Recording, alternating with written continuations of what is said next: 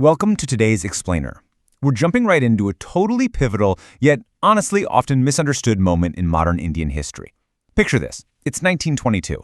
The Non-Cooperation Movement, which had literally brought millions of people out into the streets, has just been abruptly suspended after the violence at Chauri Chaura. And shortly after that, Mahatma Gandhi is arrested and sent to prison. So suddenly, the main driving force of the nationalist struggle is just gone. What happens next? Well, you'd probably expect the whole movement to just fizzle out, right?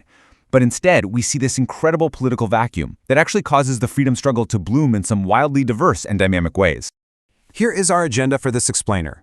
First, the post-Gandhi vacuum. Second, Swarajists versus no-changers.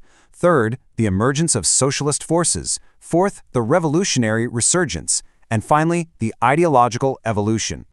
Starting with Section 1, the post-Gandhi vacuum, demoralization and disintegration. So, right after Gandhi's imprisonment, new political factions practically rushed in to fill that massive void, and it happened with staggering speed.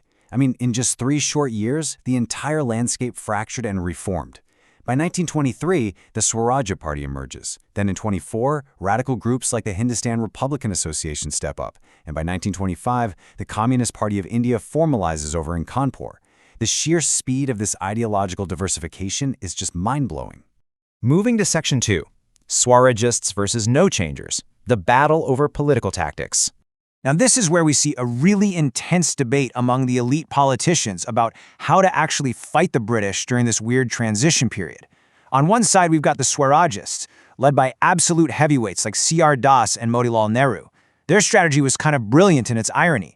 They wanted to get elected to the legislative councils, specifically to wreck the colonial system from the inside. Their whole motto was to end or mend them. If the government wouldn't listen, they'd just create endless bureaucratic deadlocks. But on the other side, you had the no-changers, led by figures like Vallabhbhai Patel and C. Rajagopalachari. They wanted to completely avoid the corrupting nature of council politics. Instead, they pushed for quiet, constructive grassroots work to prepare the masses for the next wave of civil disobedience. Both of these sides had really compelling arguments, and honestly, a permanent split seemed almost inevitable. But, amazingly, they managed to avoid tearing the movement apart.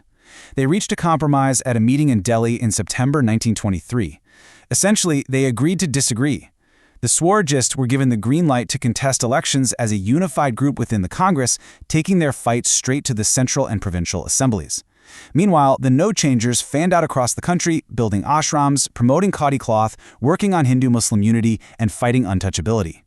They figured out how to operate on 2 completely different fronts without destroying the overarching movement, a real game changer. All right, Section 3, Emergence of Socialist Forces, Grassroots and the Ideological Path. Outside of those elite counseled chambers, the landscape was shifting in a huge way. Inspired heavily by the Russian Revolution, we start seeing incredible new demographic forces waking up. Students' leagues were popping up literally everywhere. Peasants started launching massive agitations, like the famous Bardoli Satyagraha in 1928, where they demanded lower rents and protection from eviction. Trade unionism just exploded. Lower caste movements began challenging ancient social hierarchies, and Marxist ideas spread like wildfire. The fight, you see, was no longer just about kicking out the British. It was also about dismantling internal class suppression. To really put the scale of this rising working class power into perspective, just think about this number, 150,000. That's how many workers were involved in the massive 1928 Bombay textile mills strike. And it wasn't just a brief walkout. It went on for 5 whole months. This was a highly organized, absolutely massive demonstration of economic and political leverage by the everyday working class. And all this youth and working class power, it led to a massive ideological shift within the Congress itself. Young left-leaning nationalists like Jawaharlal Nehru and Subhash Chandra Bose were getting super frustrated with the older, more moderate goals. For them, settling for dominion status was totally off the table. Complete, uncompromising independence was the new baseline. They called it Purna Swarajya. And crucially, they started combining this strict anti-imperialism with loud demands for deep social and economic justice. On to Section 4, the revolutionary resurgence, the radical path. Meanwhile, a third path was being forged. Why were some young intellectuals drawn back to armed revolution during this time? Well, it started with a deep sense of disillusionment after Gandhi halted the non-cooperation movement. Feeling like peaceful methods had hit a brick wall, they started looking outward. They found immense inspiration in the 1917 Russian Revolution. This seamlessly aligned with newly sprouting communist groups in India. Pretty soon, their imaginations were ignited by underground revolutionary literature, like Sachin Sanyal's Bandi Jiwan, which highly praised the virtues of ultimate self-sacrifice. All this frustration directly birthed new underground organizations. In October 1924, the Hindustan Republican Association was founded in Kanpur, and their manifesto, absolutely uncompromising. They aimed to organize an armed revolution, establish a federal republic of the United States of India, and entirely abolish the exploitation of man by man. They weren't just fighting to lower the British flag. They were actively fighting to dismantle an entire economic machine. Finally, Section 5, the ideological evolution from heroic action to mass politics.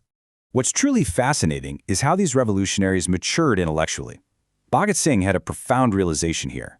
In their early days, revolutionaries often relied on individual heroic action, assassinations or bombings, hoping it would shock the masses awake. But by the late 1920s, Bhagat Singh and his comrades recognized that individual violent action just wasn't going to cut it. He famously pointed out that true revolution required mobilizing the exploited masses, stating that real revolutionary armies are in villages and factories. This is a brilliant quote, and it perfectly anchors his transition to Marxism. He scientifically defined the struggle not just as a nationalist fight against foreigners, but as a war against capitalism and class domination itself. He explicitly stated, "It matters little whether these exploiters are British capitalists or even purely Indians." That is a staggering evolution in thought. The goal wasn't just to replace a white colonial master with an Indian capitalist one. It was about the total restructuring of society for the benefit of the everyday people. So, when we step back and look at the whole decade following Gandhi's arrest in 1922, we see something truly remarkable. Rather than destroying the movement, the vacuum of the 1920s caused it to bloom into this highly sophisticated multi-front struggle. You had Swarajists aggressively fighting in the legislative councils. You had note-changers quietly organizing crucial constructive work at the grassroots level. You had massive trade unions and peasant groups fighting economic exploitation. And you had revolutionaries developing a sharp, mass-oriented socialist ideology. I want to leave you with this final thought as we wrap up today's explainer. Sometimes, a movement has to shatter in order to discover its true unstoppable strength. The fragmentation of the 1920s meant that by the time the next great wave of the freedom struggle arrived, the anti-imperialist fight had permeated every single level of society.